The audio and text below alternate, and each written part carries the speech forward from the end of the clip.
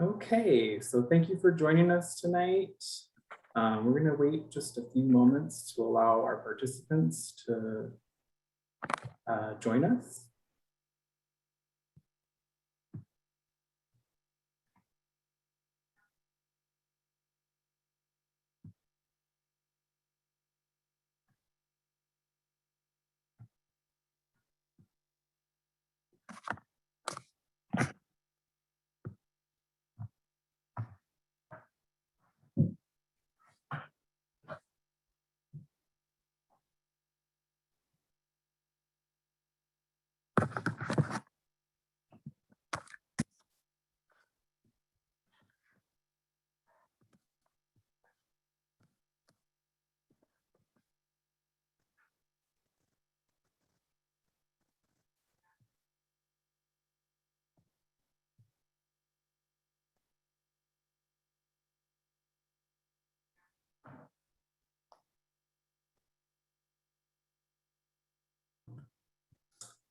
Also, we are waiting on one Vietnamese interpreter. If you are in the attendees room, can you please go ahead and raise your hand and we can get you situated.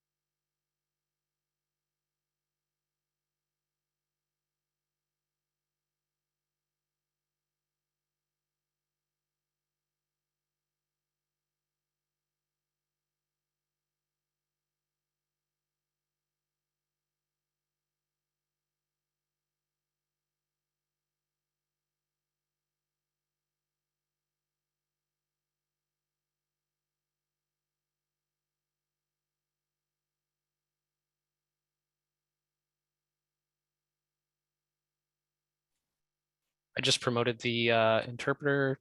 They should be coming over to the panelist side in a second. Okay, great. Thank you, Alex. So just want to make sure we're all situated there and then we'll go ahead and get started.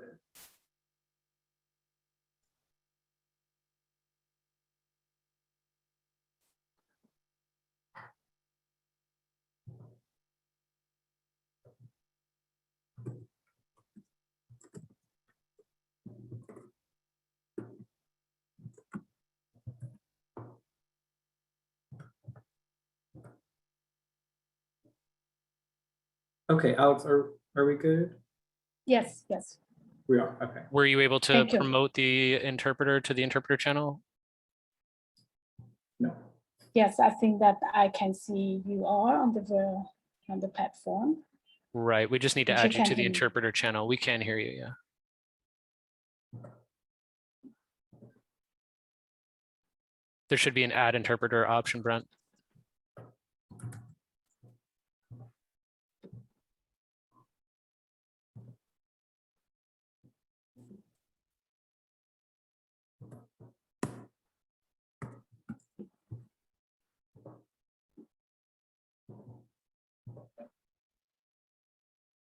Okay, she should be added.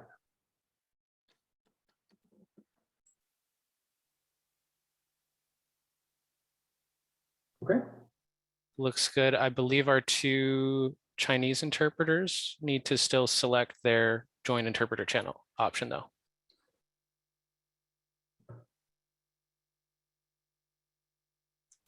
Yep, and one, yep, we're all good. Okay, perfect. Right at 6:05. Okay. So good evening, everyone. Thank you for joining us in this virtual community meeting. I'm going to start off with some of our interpretation services, a couple of videos.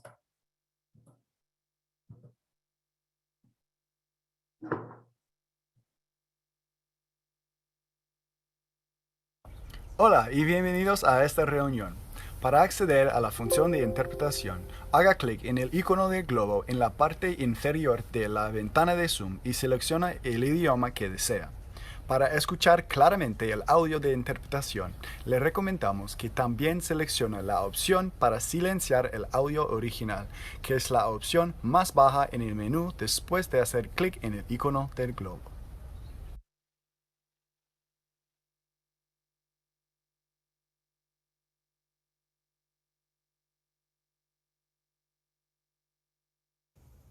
xin chào và cảm ơn quý vị đã tham dự buổi họp ngày hôm nay. Để truy cập vào phần thông dịch của ứng dụng Zoom, xin nhấn vào biểu tượng hình quả địa cầu ở phía dưới của màn hình và chọn ngôn ngữ theo ý muốn của quý vị. Để nghe rõ lời phiên dịch, chúng tôi khuyến khích quý vị chọn chức năng tắt âm thanh gốc nằm ở phía cuối trong phần tùy chọn của biểu tượng quả địa cầu.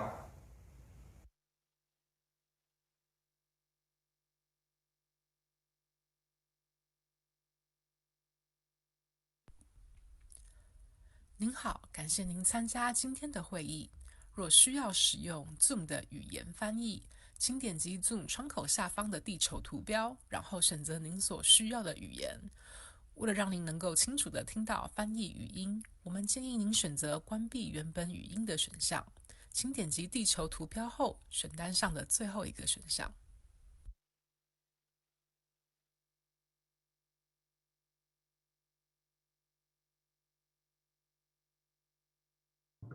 Okay, good evening. And a special thank you to all of our interpreters who are joining us tonight. Appreciate your help. My name is Brent Carvalho. I'm a planner and I'm project manager for this ordinance and general plan update. I'm joined by several of my colleagues from the planning division. We have Martina Davis, who's the supervisor planner, Jared Hart, who's our division manager for Citywide. And we also are joined by Kemet Mawakana from the housing department. And I just want to give a special shout out to Alex Hughes, who will be assisting with us with any technical issues and helping with the Q&A later.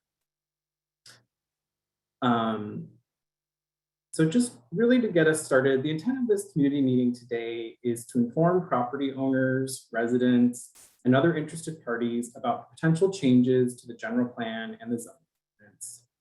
We're here to answer your questions and receive public comments, and staff will be taking notes throughout the duration of the meeting, and a recording of this meeting will be available on our informational website, most likely sometime next week or the fall. I also just wanted to highlight that we are very early in this process, and the intent for this evening is to give you a high-level overview of the potential changes that we're looking at making. And we want to hear any initial concerns or thoughts you have regarding this change. We also want to hear your questions, but because we are early in this policy, we may not have all the answers to everything that you ask. So we will be continuing to do research and outreach and hopefully be able to answer your questions down the line. As I mentioned, this is a community meeting. It is not a public hearing. Therefore, no approval or denial of this policy change will take place today. Eventually, this ordinance will be heard at a planning commission and city council, and I'll talk a little bit more about the timeline later in the presentation.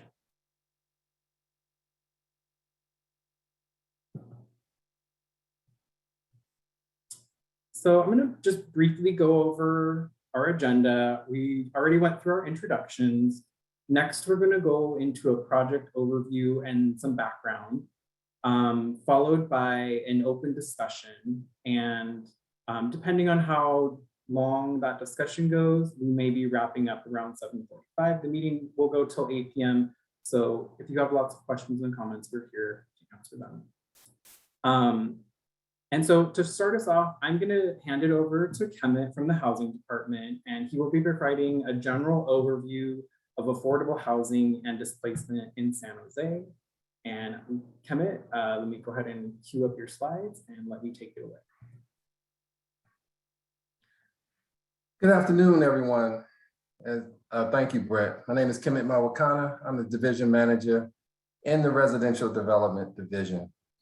And I bring you greetings from the housing department.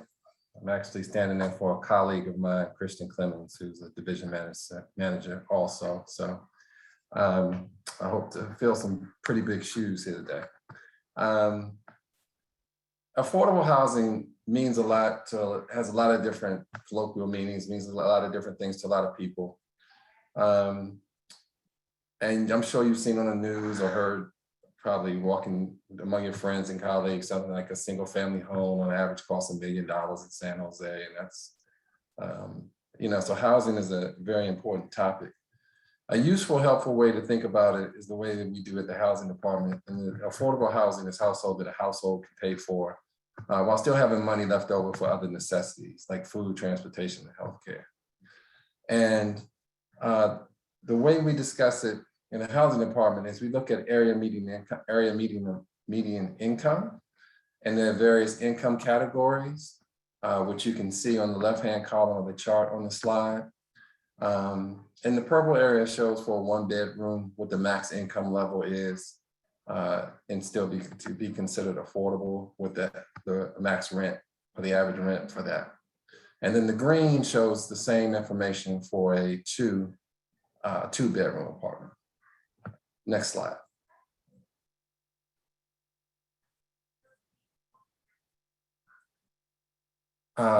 What is displacement? Who does it impact?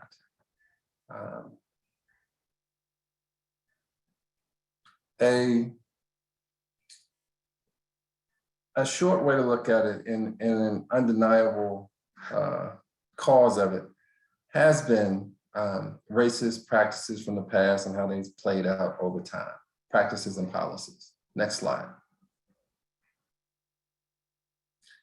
Displacement is when a household must move out of their home for reasons outside of their control. And gentrification is when a historically disinvested neighborhood changes through real estate investment and newer higher income residents move in, and is often associated with displacement. Next slide. Displacement has a lot of negative impacts. It impacts education, it impacts vulnerable groups like seniors, and these are some of the negative impacts that displacement has on the city or community. Next slide.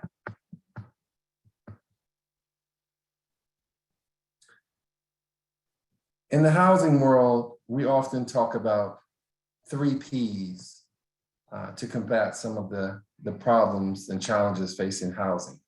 And the 3 Ps are production, preservation, and protection. Production of new affordable homes, preservation of the existing affordable homes, and protection of the residents in rapidly changing neighborhoods to prevent displacement. Next slide. These are just some examples of the strategies in progress to combat production strategies to combat some of the negative aspects associated with the challenges of housing. And we have a goal of producing 10,000 new affordable homes in San Jose that we're working diligently towards in the housing department. And there are other things, other strategies around production as well that are listed there. Next slide. Here under preservation, you can see some of the things that we're working on and or have accomplished in the housing department to preserve existing affordable housing. Next slide. And to protect residents in rapidly changing neighborhoods. Here's some of the work that our rent stabilization team has worked on and some ordinances. Next slide.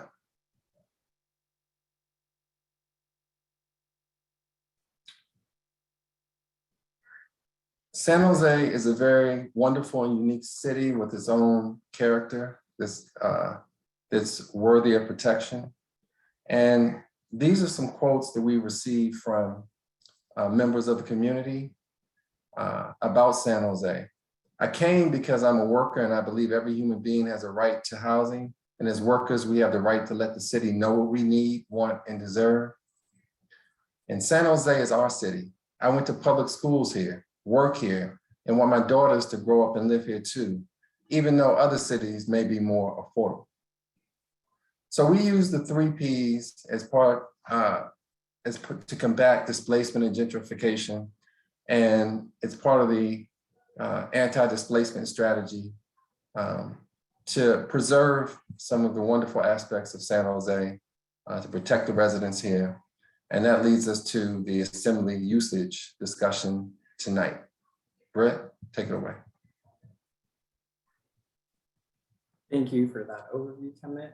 Appreciate your help tonight. Okay. So this brings us to what we're here to focus on tonight. And our project objective really does come straight out of the citywide anti-displacement strategy. And the city council is directing staff to propose these amendments to the general plan and zoning ordinance to allow development of 100% deed restricted affordable housing on land that is designated as public, quasi-public in the general plan. And if the site is occupied by an assembly use and meets other specific criteria. And we will have some other kind of additional items that would be part of this update. We would be proposing definitions related to assembly uses and probably adding some other minor edits for clarity as well. And so I'm using a lot of these terms, and I think it's going to be really helpful for us all to get on the same page. So I'm going to try to break down some of these planning terms for us all. And to start, I want to help explain some of the differences between the general plan and the zoning. So this policy would affect sites that have a general plan designation of public, quasi-public. However, they may have a zoning district on site, which is totally different, and maybe it's residential or commercial. And so that's why I just want to take a moment to kind of break this down a little bit and explain the difference. So our general plan really serves as the constitution for development in our community. It sets the stage for how, when, and where development can occur. And it provides general guidance regarding how the zoning ordinance should regulate that development. The general plan also includes a land use map and planned growth area map, which lays out where most of the growth will occur throughout the city. And now the zoning ordinance, which is also referred to as Title 20 of the Municipal Code, implements the general plan by setting the specific standards of development on each property. Every property in San Jose is assigned a zoning district, and that zoning district provides controls on the form and placement of buildings on individual parcels. And some examples of those controls are building height and setbacks.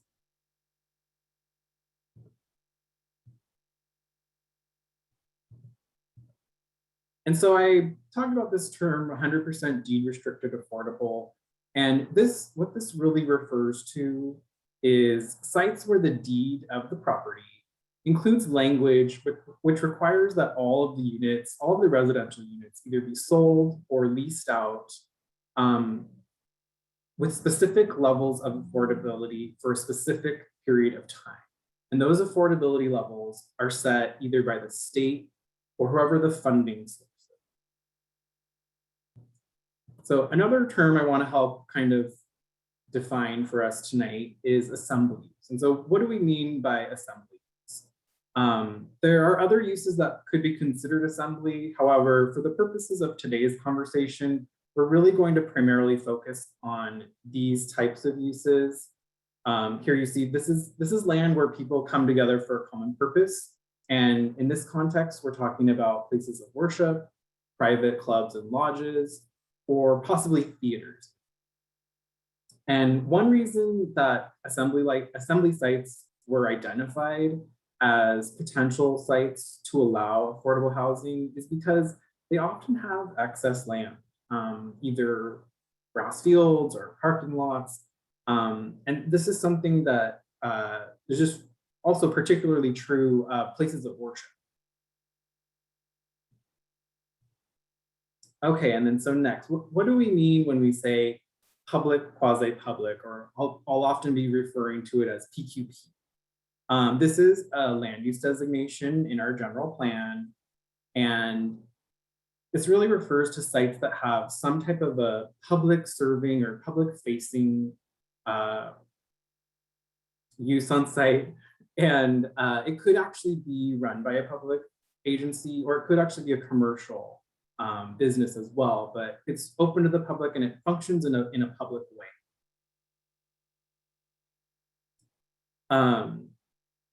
You may be wondering where this land is located in the city, and I provided a couple of maps on the next slides where I'm going to show you where this is located.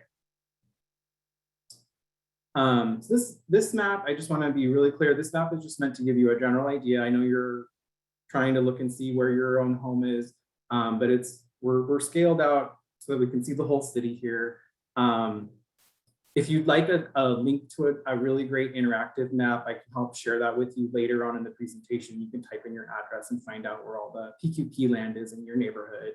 But as you can see from this map, PQP land is spread all throughout the city. And in total, there are 541 different sites. And many of these are going to be right in your own neighborhoods. And those are most likely to be schools, or places of worship, or perhaps a fire station. And a couple large items that I want to just point out to help orient everyone here. If you can see where I'm pointing now, this is the San Jose Airport. We have the San Jose Water Treatment Plant up here. We have San Jose State right here. San Jose City College and Valley Medical are right here. This nice big chunk over here is Reed Hillview Airport. And I'm pretty sure this is Evergreen College out here. So just wanted to kind of give you a sense of where this is all existing in our city. And now maybe you're wondering which sites we're actually talking about that have these assembly uses. So on this next slide, in red, you can see highlighted all of the locations which could potentially be eligible. So of the 541 sites throughout the city, 203 of them currently operate an assembly use such as a social club or a lodge, a place of worship, or a theater.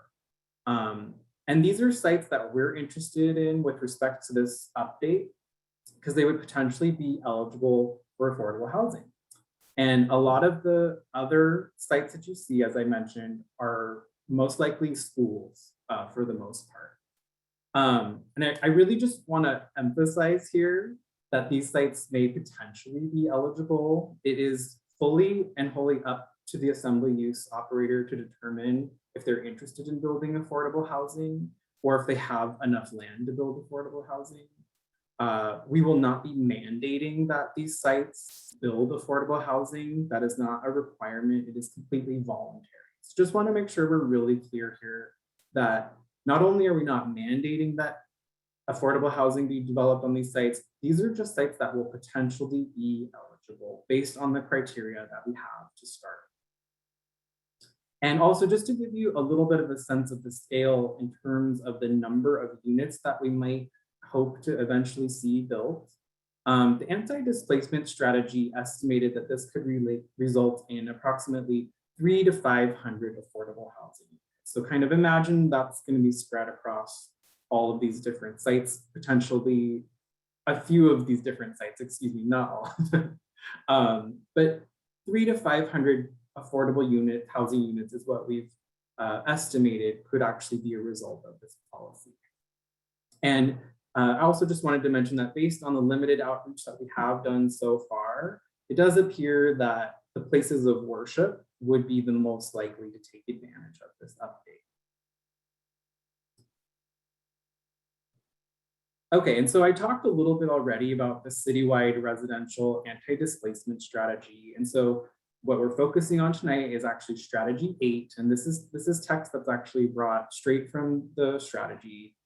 And I just wanted to point out that one of the requirements based on this council direction is that the assembly use is to be maintained on site as a primary use. And the affordable housing may be developed as a secondary use. So the idea behind this policy is not for assembly uses to sell off their land for affordable housing and then just leave our community.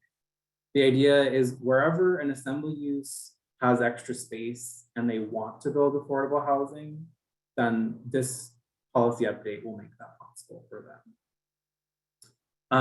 And now on the next 2 slides, I have some more kind of targeted items that the council has charged us in the planning department with further researching. So let's take a little time and break these down, because this is definitely in bureaucratic planner speak, and I want to make this as accessible as possible to all of us. So for the first one, defining minimum restricted affordability. When we say this, when we say affordability, what we're really talking about is income levels. So rents in an affordable housing development are based on certain income levels. And when we're talking about defining terms such as primary use and secondary use of the property, this refers back to what I was just saying with regards to the assembly use continuing to operate on the site.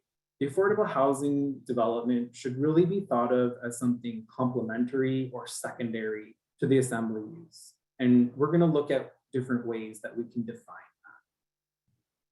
And then next we have defining minimum and maximum densities for PQP. What this means is we are looking to set parameters for the scale and density of affordable housing development. And as we saw on that map of PQP land, it's spread throughout the city and it touches many of our neighborhoods. And so we want to provide direction that allows affordable housing to be integrated into existing neighborhoods in the best way. Next, we have tailoring this rule for properties with multiple uses. And we'll be looking at ways to facilitate assembly use sites that operate other uses in conjunction with their primary use in order to preserve valuable neighborhood assets, for example, like childcare spaces. And then we have ensuring on-site parking requirements are adequate. Parking is always a hot topic issue with any development, and we want to be looking at ways to minimize parking impacts as much as possible. And on our next slide, so defining a minimum period of time for an organization to own its property. This one's a little bit more confusing, I'll admit, but really what we're trying to address here is any potential abuse from developers to take advantage of this update.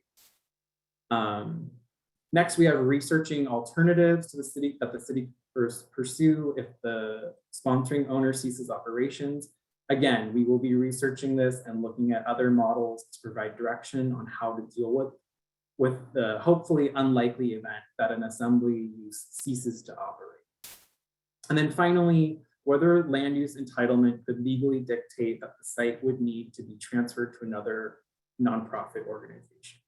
Here, we're looking to understand what types of agreements will be made between assembly use sites and affordable housing developers. Are they going to have a long-term ground lease? Is there going to be a sale or transaction of property? Really trying to look at what's the best structure that's going to make this happen. Okay, and then so next, I just wanted to really briefly go over our projected timeline for this item. And I will just also say that this is very much tentative, the future items, and so the timeline can change. But starting on the 9th and 12th, so last week, we hosted 2 focus groups. One was with assembly use site operators, and the second was with affordable housing developers. That brings us to today, August 19th. This is our first community meeting.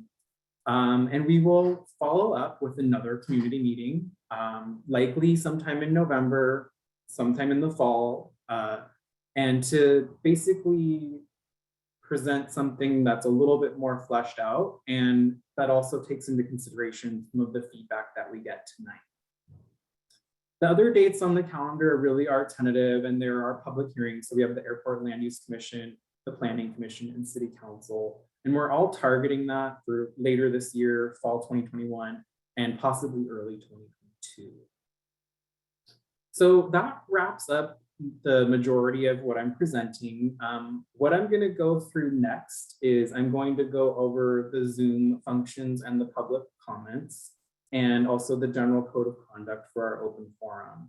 I do see that some people have already started asking questions in the Q&A, and that's great, that's fine. We are going to start answering those once we open up the public forum. But before we get started, I just want to provide a little bit of direction here. You will all be placed on mute until we open the public comment. If you're joining us by an electronic device and wish to comment, please type your questions in the Q&A located at the bottom of your screen.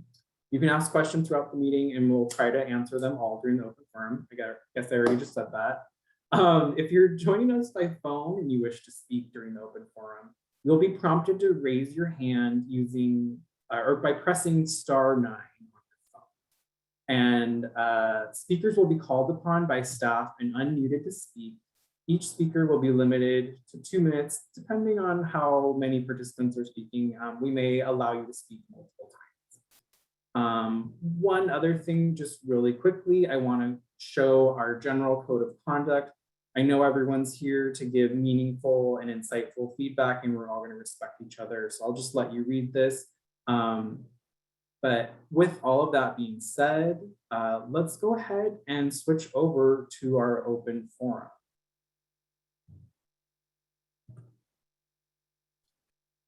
Okay, thank you, Brent. I think we're going to take some raised hands first. We're going to start with Chris.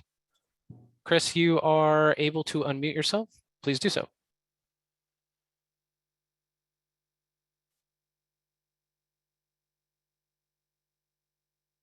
Chris, you are unmuted. There we go. Oh, I didn't know I raised my hand. I don't have any questions. Thank you. Okay. Thank you very much. All right, next will be Todd. Let me see. Todd, you are unmuted. Go ahead. Hi, good evening.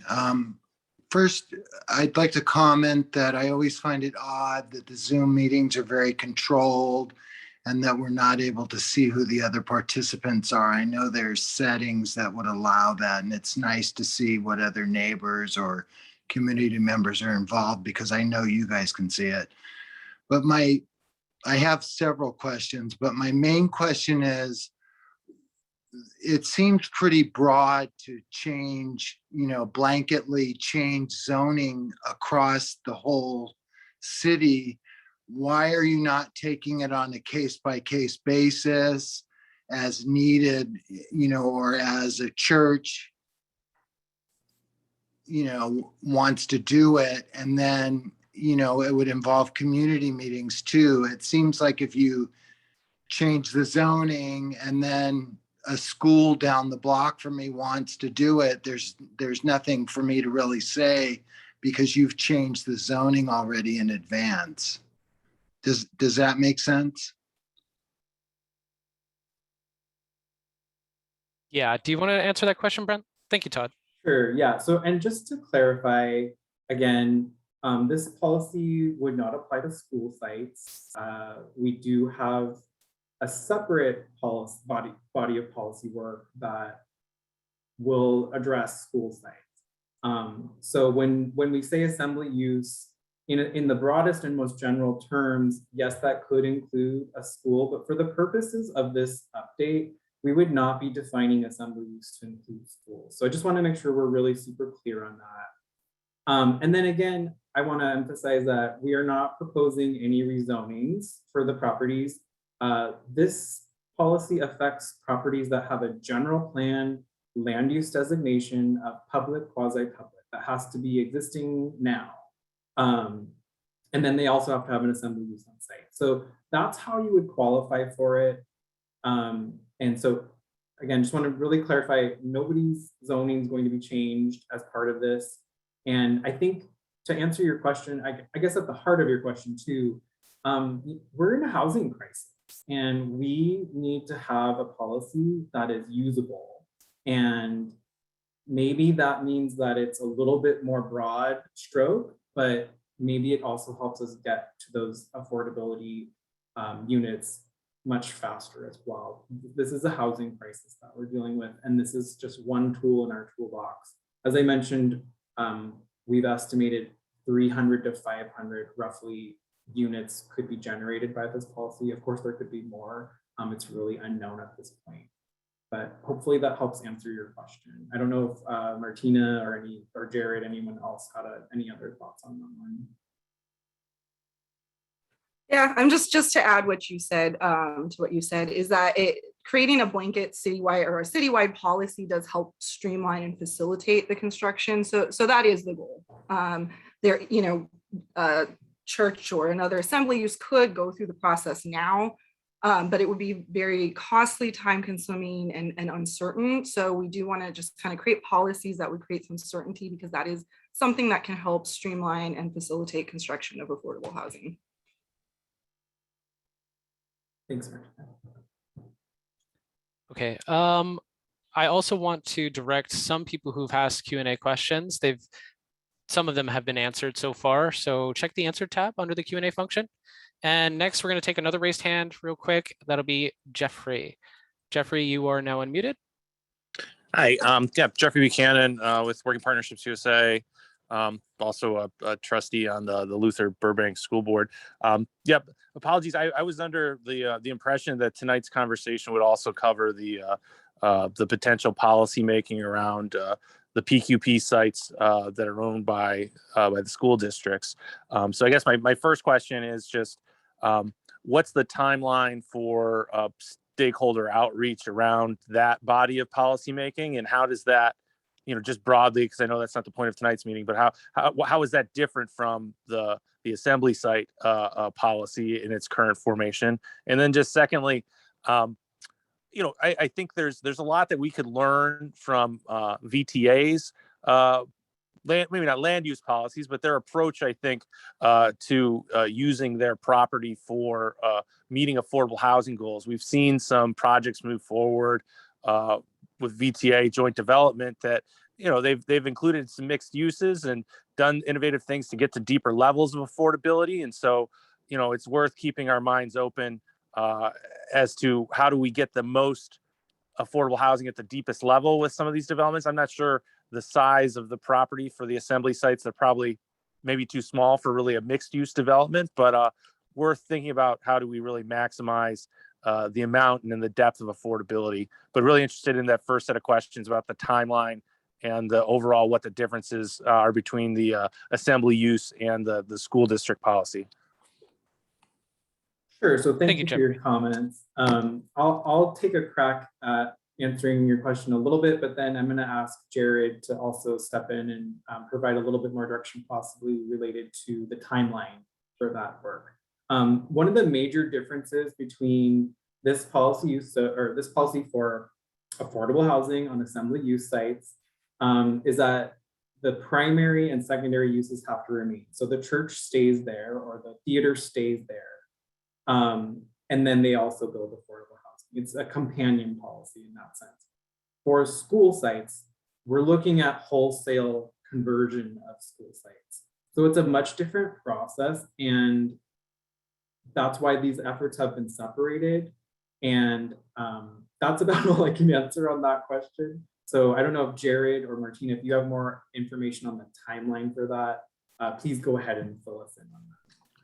Sure, thanks, Brent. So that work is likely to, we initiated work on that in spring of this year. The work is essentially on pause at this point due to staffing capacity, and we are looking at re-engaging the schools and other stakeholders probably in fall of this year in terms of the PQP policy around schools and schools being able to to use their land for other uses, not kind of non-school uses.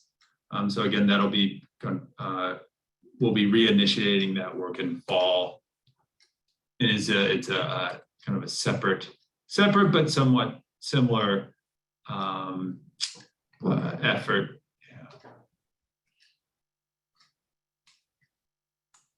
Thanks, Jared. Okay, thank you. We do have a Q&A question. What are those other criteria? And this is asked by Pastor Oscar, and I believe that was right around when you were talking about the GP/zoning slides, Brent. Okay, yeah, and so that other criteria is really kind of part of what we're here to talk about tonight. We haven't come up with it yet. So we are looking for feedback on various criteria that you think would be impactful and that would help reduce barriers for this type of development.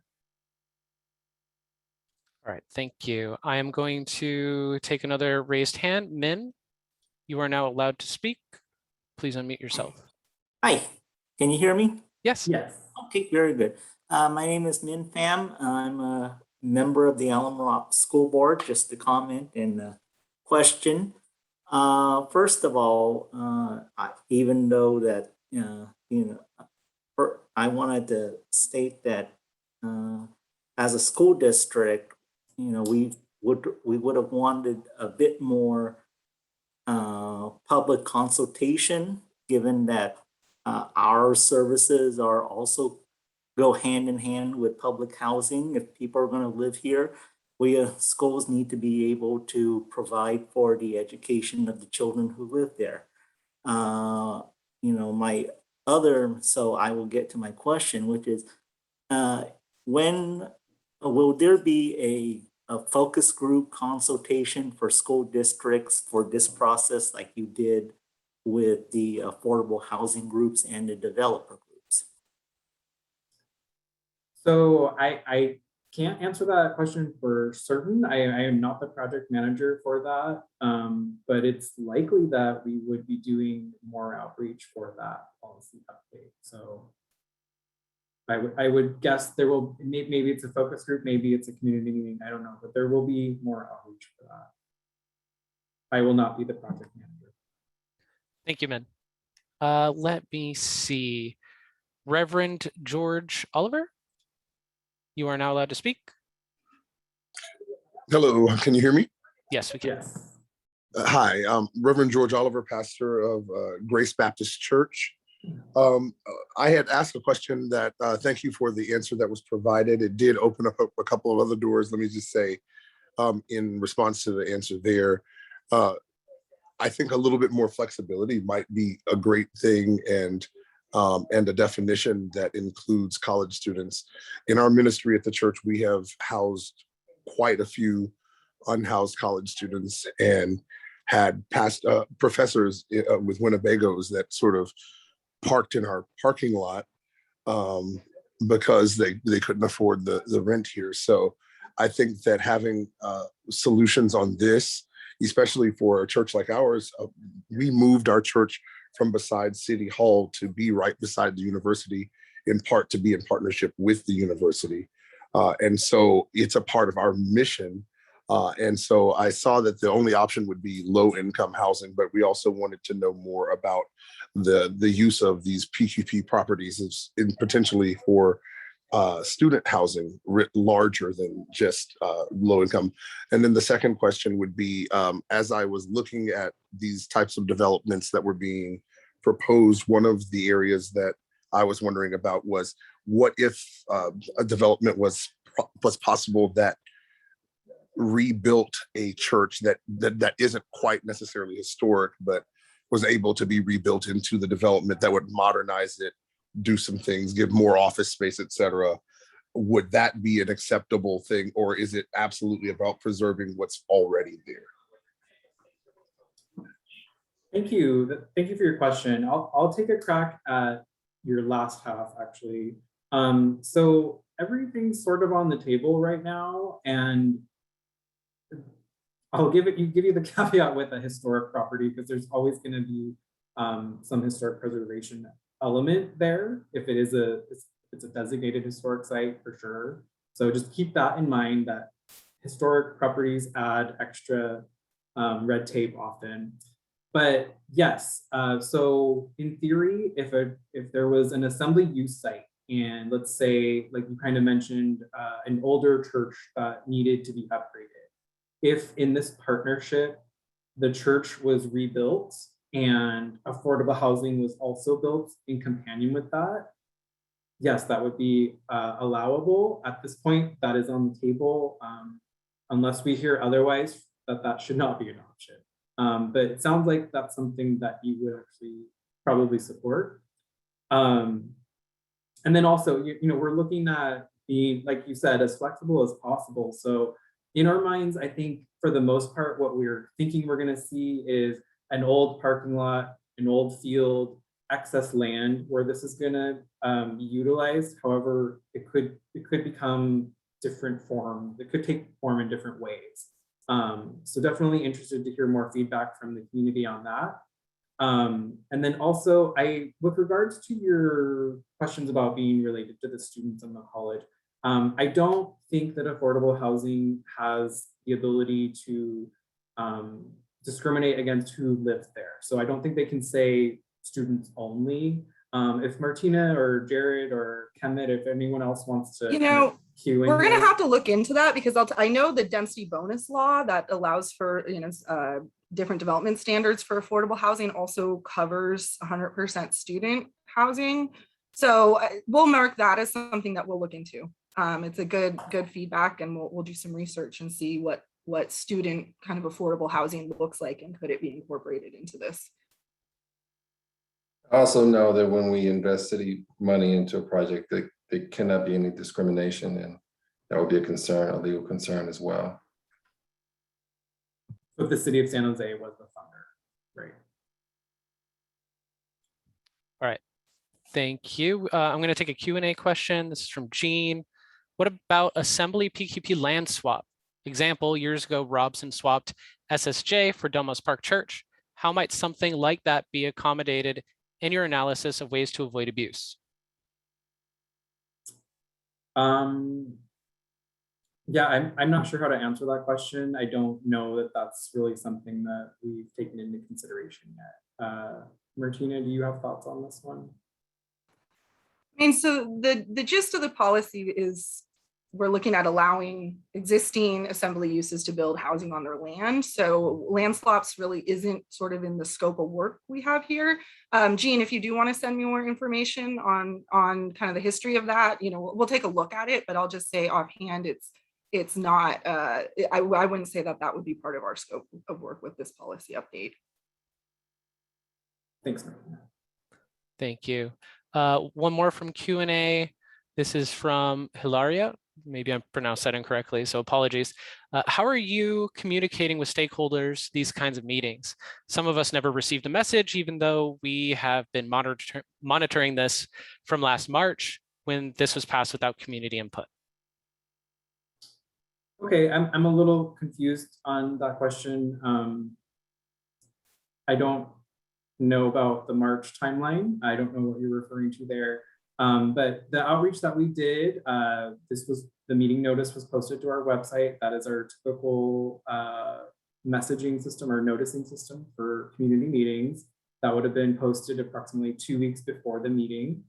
I also sent out about 1,300 emails to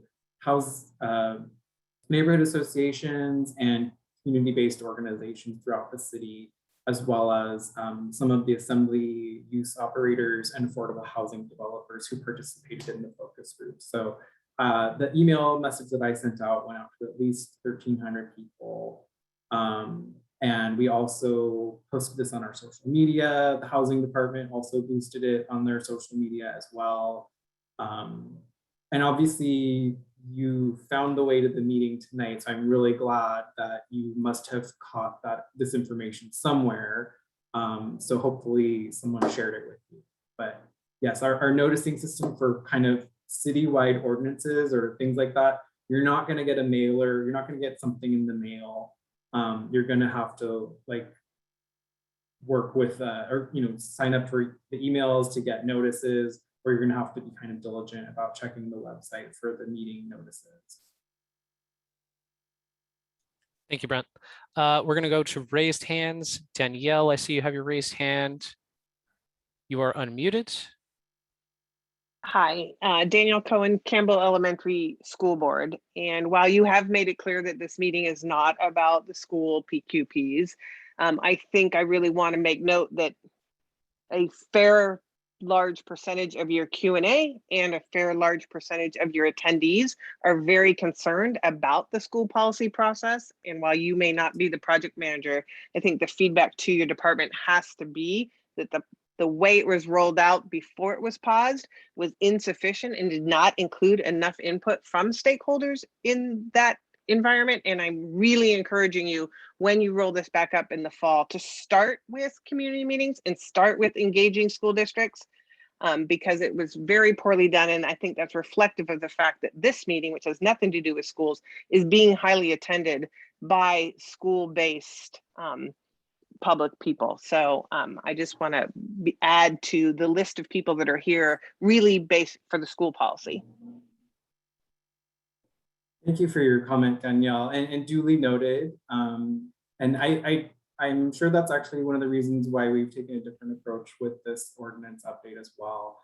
We are trying to get out in front of this and get this information out to the community from the very start. So that has been our approach for this item. And I hope everyone does understand that I get it that there are strong feelings about the school sites, but I would really like us to focus our questions and comments on the assembly use sites as they relate to affordable housing. So thank you for that comment, is duly noted. Okay, the next raised hand will be Robert. Robert, you can unmute yourself, please. I want to thank the planning and housing team for this very early engagement. I think it'll make it easier for community members in District 8 to be able to follow. I wondered if you had any breakdown by council district on the 500 units that you said may be able to be produced by the assembly sites. Also, I wondered if the community has any ability to have an impact on which sites are selected. Some sites might be better than others. Will there be a number of units you want to generate from each council district? Those kinds of things. Great, so those are great comments and questions. I think a breakdown by council district is something we can do. I don't have those numbers in front of me right now. But I want to say, let me just actually go quickly back to that map. It really feels kind of like almost evenly split. Like we're seeing a lot of this land all over the city. So there's opportunities in every council district. I think we can see that clearly. But I think that you're right. That would be great to get kind of a breakdown by council district. And one of the things that we are looking to do as well is to build basically an FAQ and to continue to add information to our informational website. So I could see that being something that we can add later. Trying to remember your other questions. I think with regards to sites and whether or not they're ideal or where they're located, this is really going to be kind of a self-selecting process. An assembly use operator has to want to do this. We cannot force them. Maybe if you are a member of a social club, or if you are a member of a congregation, you could bring that up with that operator and let them know about this policy and that you think it would be beneficial to the community. There's no harm in doing that. We're not proactively going out to sites and telling them to do that. I kind of wanted to make that really clear early on. We're not mandating this for any site. So it's 100% going to be self-selected, voluntary, based on whether or not the assembly user wants to do that. Yeah, I will just add though, as part of what we're looking at on this work is looking at criteria for sites. So if you do think of anything that, you know what, if the site is too small, it's going to be totally unsuitable, or whatever it may be, you know, definitely let us know your thoughts. That's something that we're looking at too. So when Brent said the other criteria we're trying to develop, that's essentially part, you know, kind of what we're talking about. Are the sites that it just won't work on for various reasons? What are those reasons? Could they be overcome? Could they not? So that's going to be part of this work. And again, we are open to feedback at all times. So if you don't have anything off the top of your head tonight, please contact us and let us know your thoughts on that very issue. Yeah, thank you for that, Martina. I totally agree. Please, if you don't think of anything tonight, I will be sharing my contact info, and my door is open. I would love to hear comments and feedback about what this potential criteria could include. Thank you, Brent. We're going to take another raised hand. Andres, Andre, you are unmuted.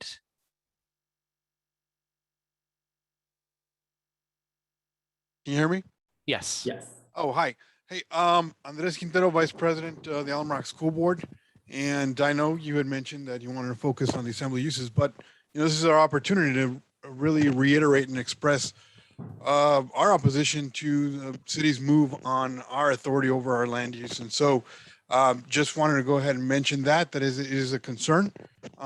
We are in receipt of the response from the planning department to some of the concerns that were raised by the school districts. And I couldn't disagree more with the interpretation by the planning department. But reasonable people can agree to disagree, and I do appreciate your professionalism.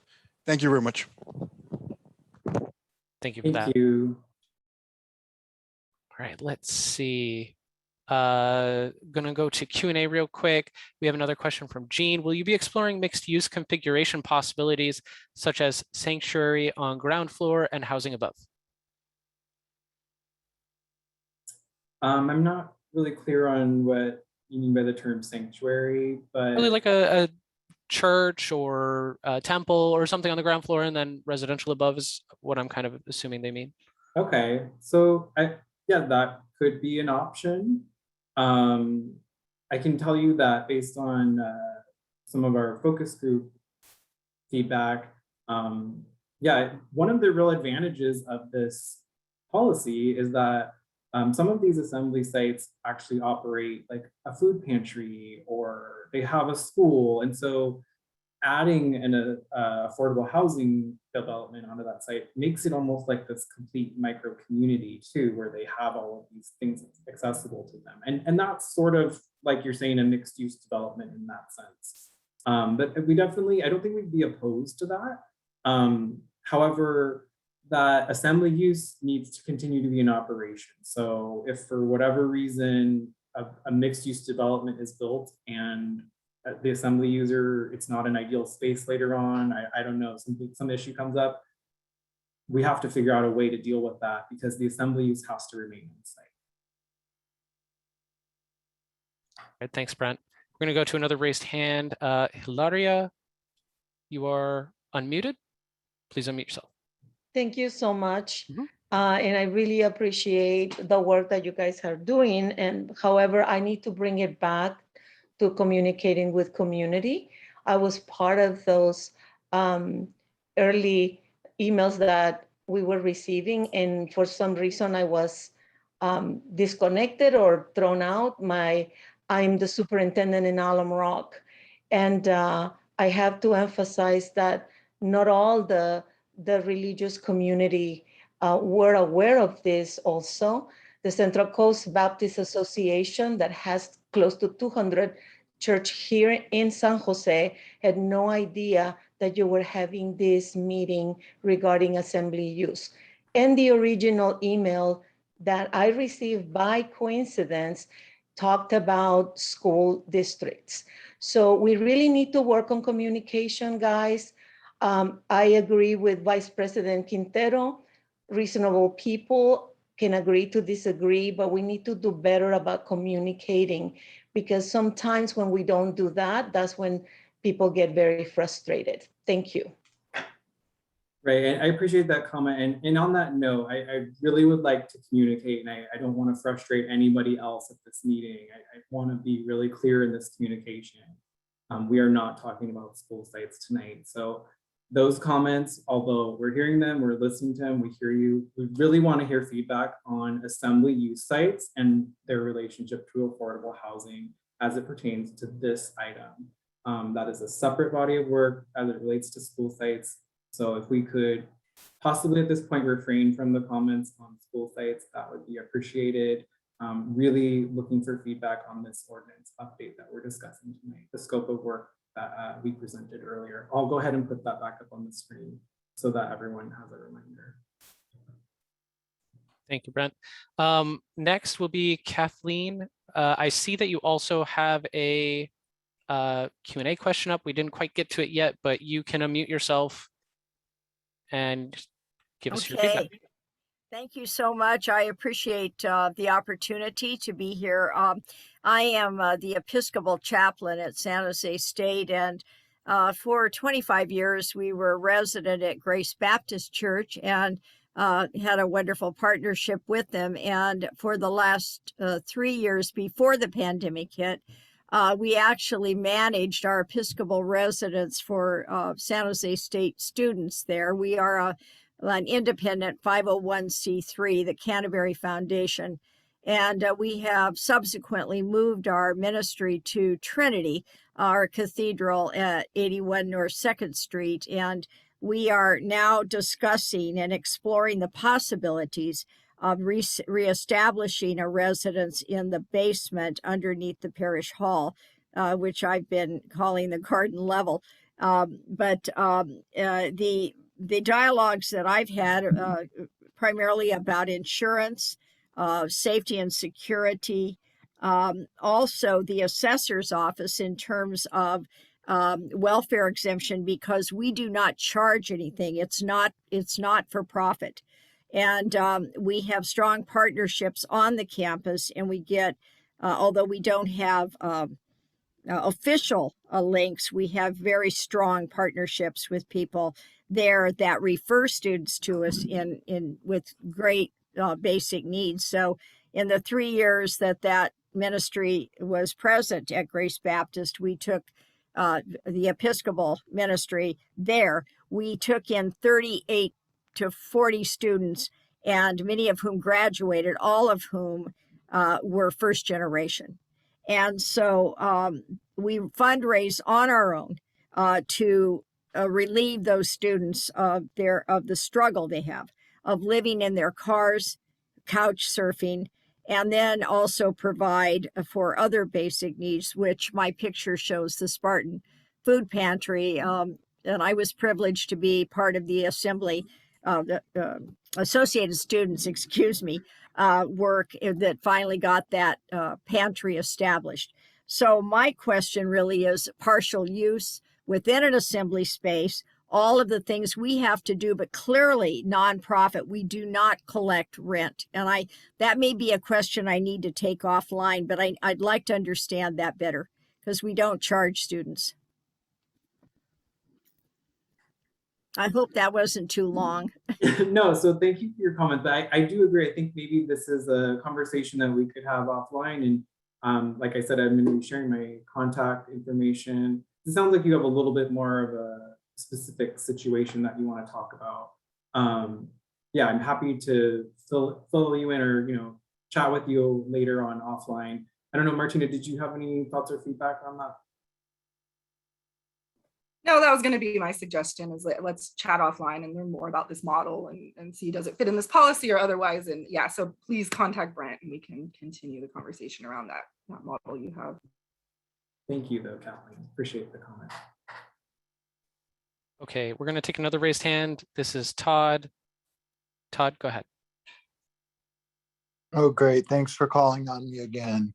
I wanted to get back to the basics of affordable housing, and you're calling it a crisis. So I'm wondering how many people in San Jose would currently be eligible for affordable housing, and how many units do you guys project the need is, and what is the cost associated with those units?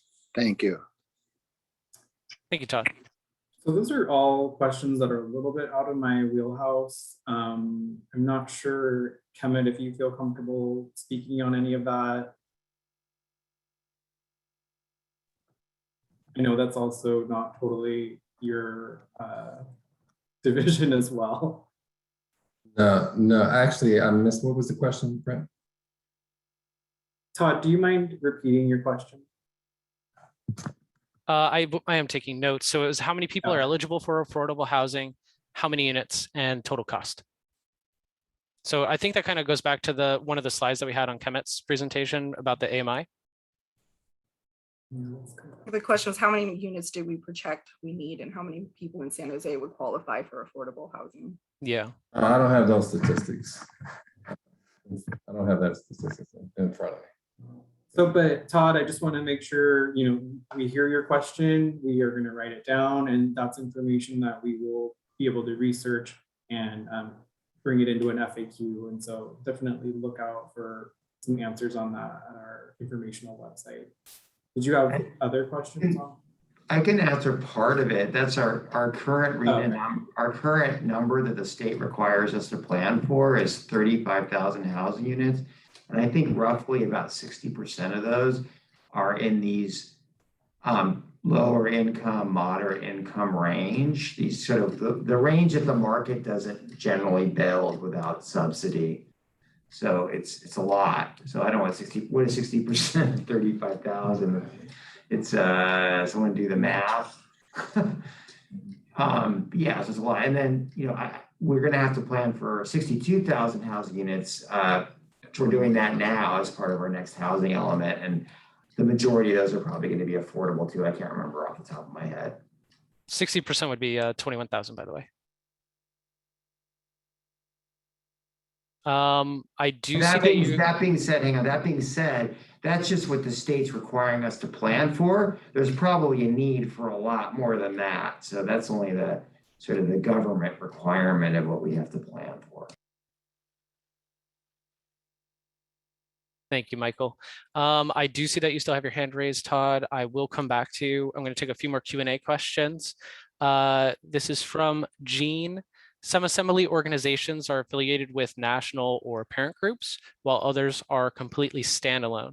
They're in a variety of financial positions. What criteria will you use to determine whether organization is likely to survive the term of the affordability? Do you expect to audit books? Endowment? Will they be required to designate a receiving organization? These are all really great questions, and I don't have answers for them right now, but these could all be parts of criteria that we could consider. Martina, do you have thoughts on this? Yeah, I would say that's basically the answer. I mean, I don't know that we would want to get into looking at people's books if, ideally, I'm not going to say that that's something that we're planning to do, but this is one of those things that council asked us to look at, is kind of how do you ensure that an assembly use would remain in continuing along with that affordable housing. So it is something that we don't have answers to yet, but we are going to have to find answers to that question. Thank you for your question, Jean. Yeah, thank you. Next is from Amy out of the Q&A. Would density limits, minimums, take into account the location of the property? Specifically, would properties close to transit centers be able to develop denser or higher, while properties not served by transit would have lower densities and heights? It wouldn't be one size fits all for PQP properties, right? That's a great comment. Thank you for that, Amy. And I think those are all the things that we're trying to figure out. I think that's a very logical approach to take. Being closer to transit could definitely be a reason for increasing density. That is something that we typically do look for when we cite our denser uses, our land use designations. They're typically clustered around transit. So that could very much be a parameter that we would evaluate. But anything's really on the table right now. So we have a follow-up from Amy as well. Could the construction of deed restricted for sale units also be encouraged? I don't think it's limited to rental units. I believe that these could be for sale or rental. And next we have from Candace. It's a reply to student housing. When LIHTC is used, unless they fall under one of the specific exceptions, a household can't be comprised of a full-time student. Thank you for that comment, Candace. Noted. Next, I will go back to Todd. Maybe you have a follow-up question. You are unmuted, Todd. Thank you. I'm sorry to be a pest. I am surprised that need and cost aren't, top of tongue analyzed. But I want to know about other avenues to fill that quota, because I live near a planned urban village, and I know that percentage of that is going to be deeded or whatever to affordable housing. So the entire need doesn't need to be met by this assembly use housing. And two, I want to reiterate what somebody else said about outreach to neighborhoods, that, I've been following affordable housing, so I logged into the meeting, but affordable housing for assembly use as a title is pretty misleading to neighborhoods. And I think you might want to phrase it in lay terms like, affordable housing at your local church or lodge, so that people understand what it is. Thank you. Thank you, Todd. And sorry, I forgot what your first question was, Todd. We did actually change the name because we did want to be sensitive. This right now, this policy doesn't just apply to places of worship, so we don't want it to just focus on churches or social clubs. We want to be a little bit more open-ended. So assembly use was the term that we landed on for that reason. Yeah, I just clarify? think that I just think that's not, like, I'm just a lay person. And when I read your little thing about quasi-public use, and I'm like, what is this? You know what I mean? To where it could be mapped out like you explained it, that it's going to be churches, lodges, theaters, and that you're going to allow them to build affordable housing on them. I think that might garner more interest from the public than quasi whatever you called it. Did you get a chance to look at our informational website? Because that is where we did kind of break those things down and try to make the terms a little bit more accessible. I get it. Planners, we have a lot of jargon that we use in our day-to-day operations. And we did try to make it a little bit more accessible to the general public. So that information is available on our informational website. I did read your City of San Jose information that was provided, but I got it as a flyer through my neighborhood association, and the flyer that you guys created said affordable housing, quasi whatever, and assembly use. Most people aren't going to go, oh, let me look at the city's website. But if it said, we want to implement a program where we're going to pre-approve local churches, lodges, theaters, and whatever other things to build affordable housing on them without public outreach or whatever your plan is, I think people might take exception and attend the meeting. Okay, thank you for your comments, Todd. We will definitely incorporate them. Yeah, thanks you. And Todd, please feel free to help us spread the word as well. It can be hard, as you said, to get people's attention. So I do very much value your feedback on that. And again, you guys also can help amplify what we're doing, and feel free to, send the link to the website to people, send people to Brent for more questions and comments. But yeah, no, I definitely, we struggled with the name, and I hear you. I don't think we got it quite right. So we'll keep working on something that's not too long that we can fit on a flyer that also is descriptive and doesn't use the jargonese. We'll keep working on that for sure. Yeah, thank you, Todd. Another question from Q&A is from Mike. Affordable housing using PQP properties is one approach. What about rent control approaches being pursued to address the affordable housing issue? What has been done in this area? So Kemet did go over that a little bit. That's one of the 3 Ps of the housing department's strategy. I believe that would fall under preservation. So they are preserving rent controlled units. That definitely is one of the tools in the toolkit that the city of San Jose uses to ensure that there's affordable housing. Thank you, Brent. We have another question from Q&A. This is from Steve. Does staff have a draft of the PQP assembly policy, or are there certain criteria staff is considering a must right now, i.e. density? Right, and so the answer to that is no, we don't. I have not even thought of making a draft, to be quite frank with you. We wanted to get feedback from the community first. That was our feedback from the community, from assembly use operators and affordable housing developers. Those were kind of our 3 bases that we needed to touch before we set pen to paper. And so after this meeting, yes, we will start to begin that process of drafting things out. But as of right now, nothing has been drafted and nothing's been final.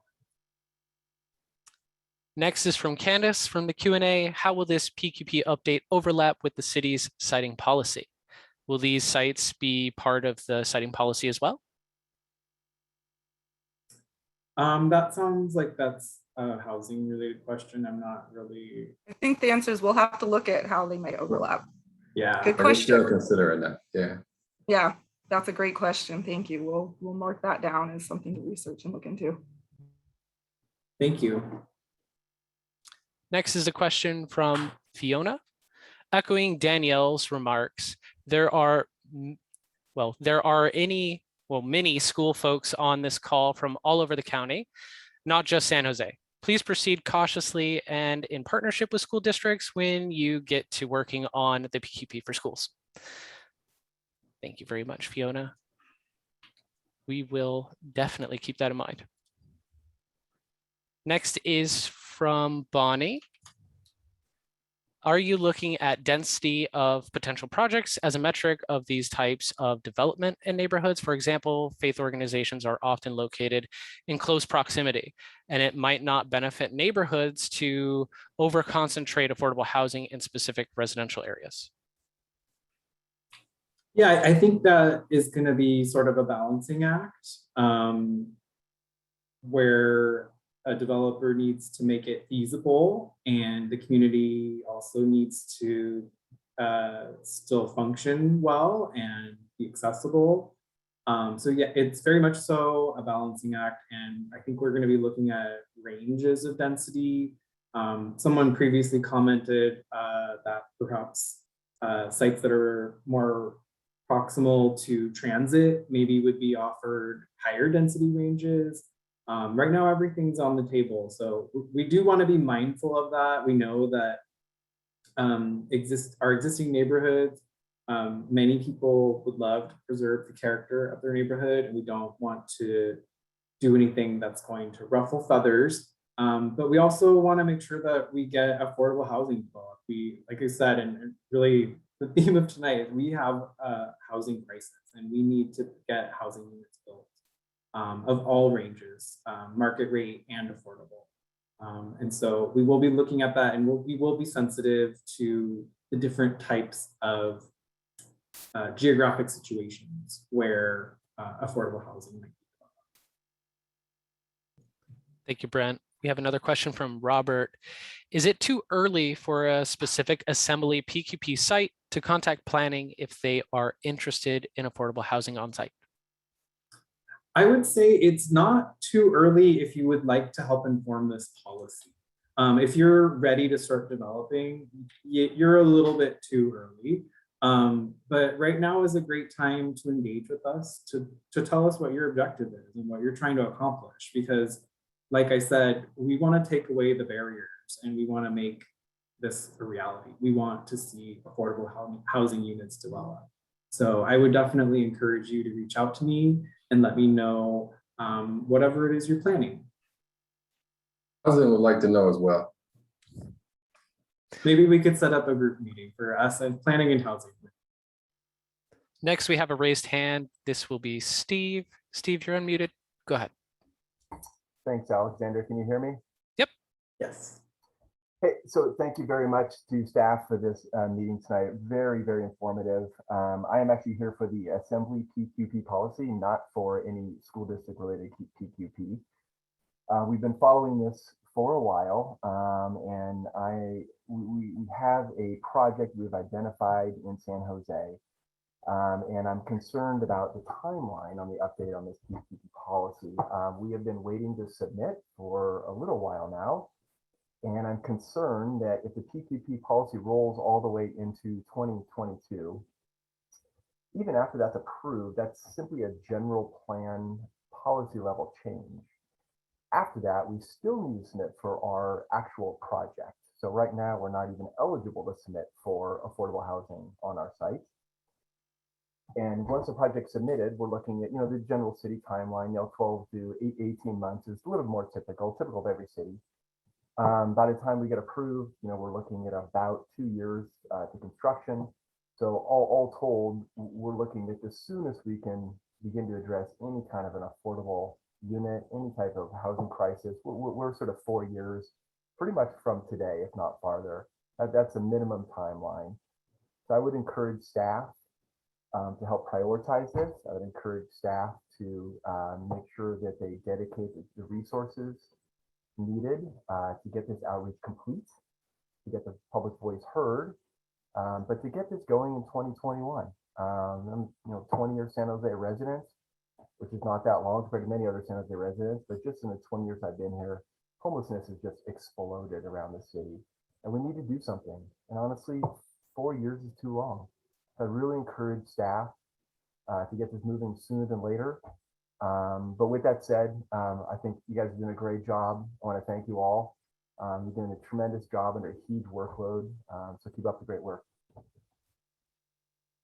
We appreciate those comments, Steve. Thanks, Steve. Thank you. At this time, we don't have any Q&A questions or raised hands. I would like to remind everyone that there is a Q&A option. It'll be down at the bottom of your Zoom screen. If you are calling in, you can do *9 to raise your hand as well. And I noticed we got a raised hand from Kathleen.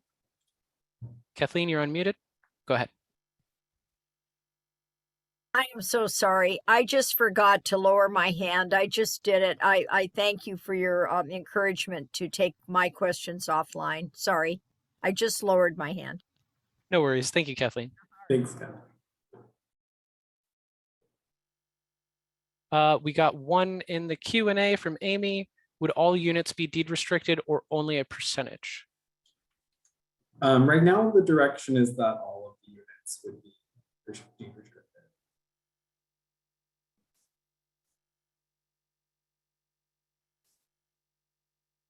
I'm gonna give it a few minutes in case anyone wants to follow up on the all units deed restricted response. Or any other questions for that matter. You can also anonymously submit questions to the Q&A if that's what you would prefer.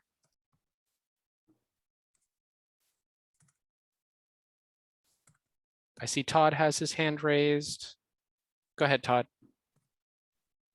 I'm wondering, it seems like we're putting all our eggs in the housing basket, and that's the only program with the city. I'm wondering if there's any alternatives being explored, like stopping builders from paying in lieu fees or enhancing the housing voucher system or combating wage disparity or educational and training programs. I hear a lot about housing as the only thing, but there's got to be other, as you guys call it, tools in our tool belt. I'm not hearing about the other tools. Well, thank you for your comment, Todd. And I think one of the reasons we're not hearing about the other tools is because we're not here to talk about the other tools, just quite frankly. We're really here to talk about affordable housing and that's residential development. So that's why you're hearing the focus on that. And I just want to just share with you really quickly, I got about 10 different emails this morning from people that are supporting this effort and really encouraging us to do it. And one of the women mentioned how being able to get out of her car and get into an affordable housing development had major impacts on her life and allowed her to support her daughters and to live and to continue to live here. So I just want to, if anything, maybe Todd, take away from that, having a home can just change your life.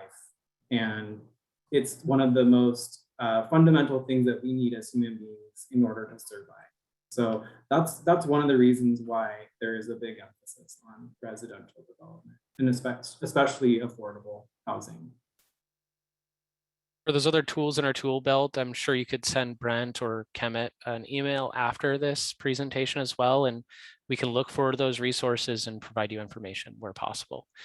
We do have a question from the Q&A. This is from Jean. Circa 1990 to 2000, many mega churches relocated to IP and CIC.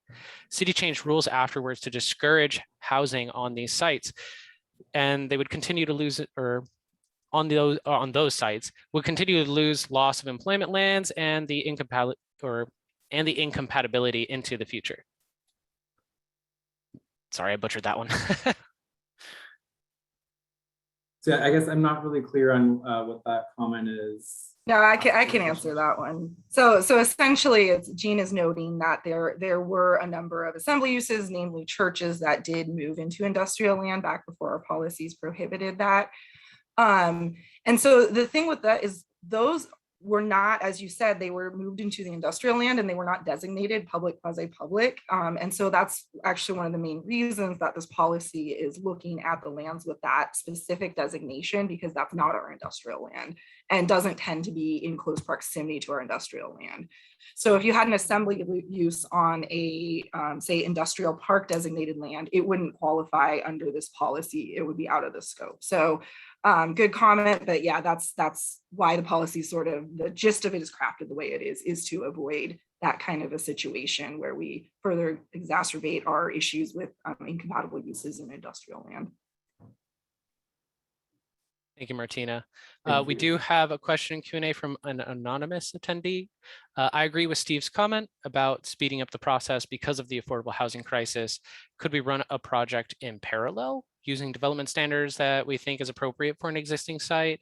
This could then help inform your policy while not losing time on critical housing. I mean, that's a great suggestion. I don't know that that's actually possible, but I love the ingenuity there. Yeah, I'll just say, you know, if you wanted to do it now, it would involve a privately initiated general plan amendment. So that always is an option, right? You could apply to change the general plan designation on your property. We would look at that with the policies within the general plan, which right now are actually not very supportive of converting public, quasi-public land to something else. So that is an option, but I'm gonna be honest with you, you know, the timeline of amending to the general plan probably is not much, if any, faster than this. So I'll keep thinking about it. Is there other paths, right, that that could happen? I can't think of any off the top of my head, but you know, we'll keep thinking about that. But right now, I would say it's probably not going to save you time to do it on your own. Thank you, Martina. We have another question in the Q&A from Bonnie. I realize that you have bifurcated the PQP proposal into a school district segment and an assembly use segment. Can you legally bifurcate the PQP policy, or will the assembly use one set a precedent for the other? I don't know how to answer that question. I don't think that there's anything legally wrong with these two different policies. Yeah, and I just want to be clear, they never were combined. They have always been separate policies. So what we're talking about today is policy 8 out of the framework or the anti-displacement strategy. So this policy always was intended to just cover the assembly uses. There never was a point where these two policies were combined into one body of work. And we are now just starting to work on this one, which is why you've heard more about the house or the school one, because the school one started first. And you know, as most of you know, kind of went on pause, and we're working on this separate body of work that really never was a combined body of work at any point. Thank you, Martina. Right now, I'm not seeing any raised hands or Q&A. I just want to direct everyone's attention to the bottom of their Zoom screen. If they want to use the Q&A option, you can type out a question anonymously, if that's what you prefer. Also, if you're calling in, you can do *9 to raise your hand, and I can call on you that way. The raise hand option is also at the bottom of your Zoom screen in case you're trying to find that. And if you are on your cell phone, sometimes you have to tap your screen in order to see your raised hand if you're using the Zoom app.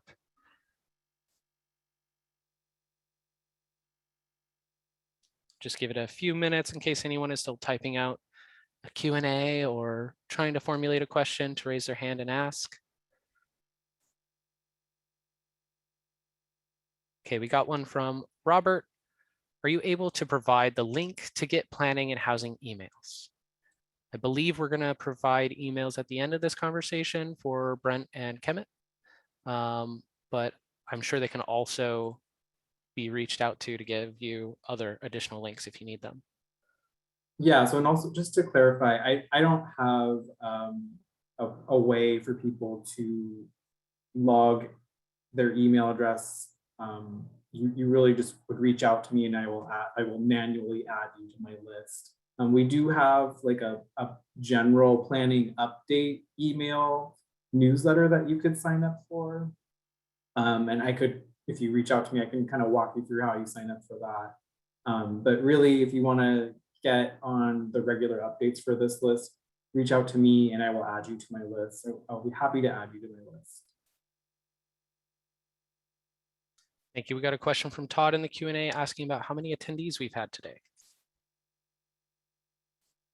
At about 45, I think, at tops. I think so, something around there.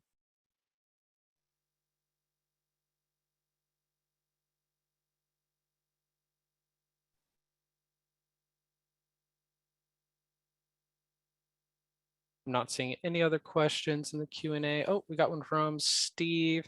PQP school district policy is for market rate housing. Assembly PQP is for 100% affordable housing. People who are homeless or almost homeless.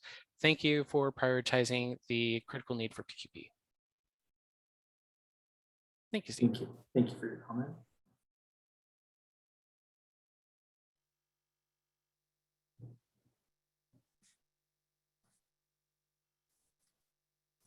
Give it a few more minutes, see if anyone else is still writing anything up for a follow-up question. Or maybe wanting to raise their hand. Probably give it one more minute. Yeah, also while we're kind of waiting, I just want to throw my contact information out there for everyone so you have a chance to write it down.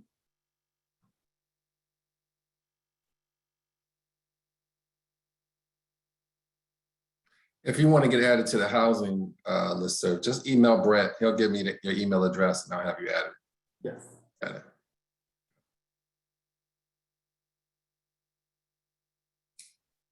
I'm not seeing any other comments or raised hands, Brent. Okay. Well, at this time, I guess we can wrap up. It's a little bit early, but I just want to take a moment and appreciate everyone's feedback and participation. Sometimes we can agree to disagree to, and that's okay. But I just appreciate your time. You know, we're all busy these days, and you're welcoming us into your own homes. So very appreciative of that. Oh, it does look like we got another question in the Q&A. Yes, from Jean. This should have been cross-posted on planning calendar. I looked there and couldn't find it. It definitely was posted on the planning calendar. I double checked on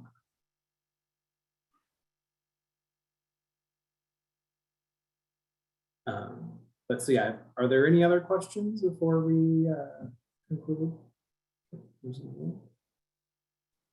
Jean says, no, it's not there, but we will definitely look into why you aren't able to see it. I'm going to actually check right now, just for some reason, maybe there's an oddity going on, but it should have been posted for sure. Thank you for your comments, Jean. We will look into that.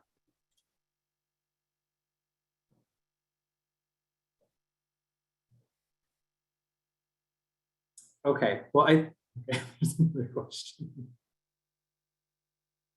Yeah, this isn't subsidized housing just taxpayers paying for housing for low wage paying company employees?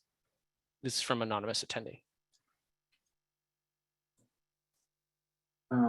I think we kind of went over that that's really not what we're talking about with affordable housing.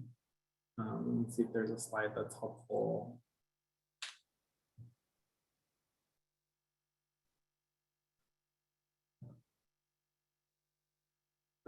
So this is a great example that Kemet shared with us. You know, affordable housing is housing that a household can pay for while still having money left over for other necessities like food, transportation, and healthcare.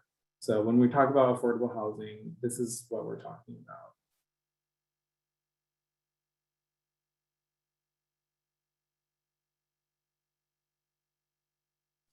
I just wanted to clarify for Jean that I am on the calendar right now and I do see it on the 19th. Maybe somehow you're on a different date, but it is there. I'm going to go ahead and paste the link as well into your answered comment. And hopefully you can see it there. Let's see. We have another one from Jean, no mention of PQP, which is how email went out.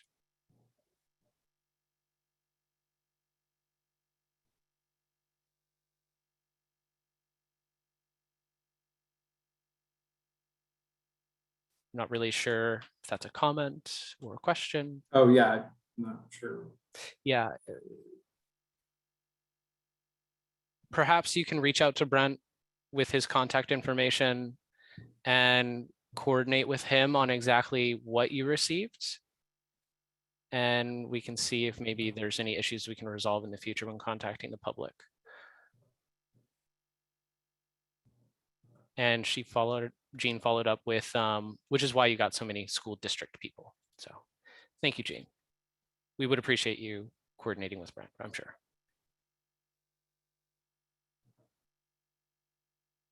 Okay, well, I think we're at a point where we're gonna wrap up. So thank you everyone for your engagement. We're gonna close out the Q&A now. And yeah, so this concludes tonight's meeting. As you can see on the screen, my contact information is here for you, phone number, email, and then I will be also posting this PowerPoint to the website at some point. So that link will actually be live, and you can go and check out all the nice little links that we've included in here. And yeah, so again, I just want to thank everyone for joining us tonight. I really appreciate you taking the time to provide comments and feedback. As I mentioned earlier, the recording of this meeting will be posted to the informational website and probably available within the next week or so. It generally takes about a week for us to turn that around. But thank you very much. And when exiting this meeting, you'll be prompted to fill out a survey. That survey will open up automatically. So just go ahead and fill that out. Thank you very much and have a good night, everyone.